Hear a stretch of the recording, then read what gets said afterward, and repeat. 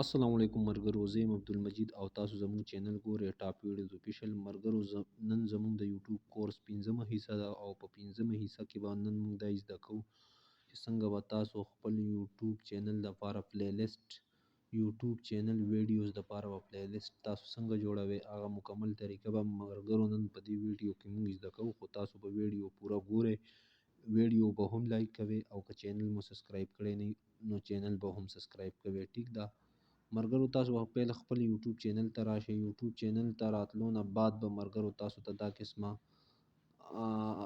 ارڅه راځي. ملګرو دلته به تاسو خپل چینل کولاو کړئ، یور چینل باندې ملګرو تاسو کلیک وکړئ.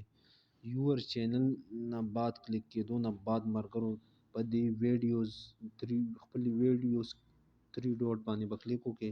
هغې نه لاندې ملګرو سیو ټو پلی لیست باندې ملګرو تاسو کلیک وکړئ. ملګرو دلته چې تاسو کلیک وکړئ نو دلته به تاسو ته چې څومره پلی لیست ملګرو تاسو جوړ کړي هغه به راشي. په هغې کې ملګرو تاسو خپل ویډیوز هم سیو کولی شئ. ټیک ده، او نیو پلی لیست هم جوړولی شئ. نیو پلی لیست به څنګه جوړوئ ملګرو، تاسو د پلس په نشان به ملګرو تاسو کلیک وکړئ. دلته ملګرو تاسو پلی لیست جوړ کړئ. مثال په طور زه ویم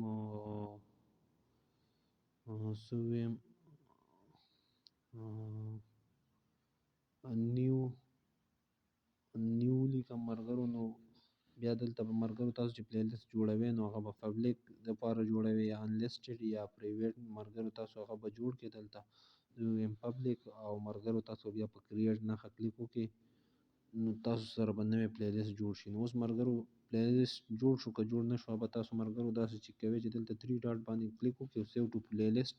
نو ملګرو تاسو ګورئ دلته نیو پلی لیست جوړ شو. ملګرو بیا تاسو په دې کې ویډیوز هم سیو کولی شئ.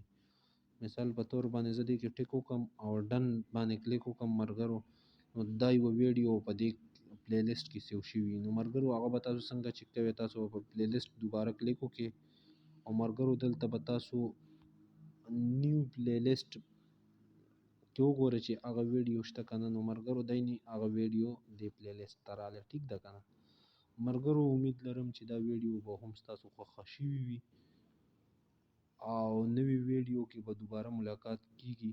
د الله په امان.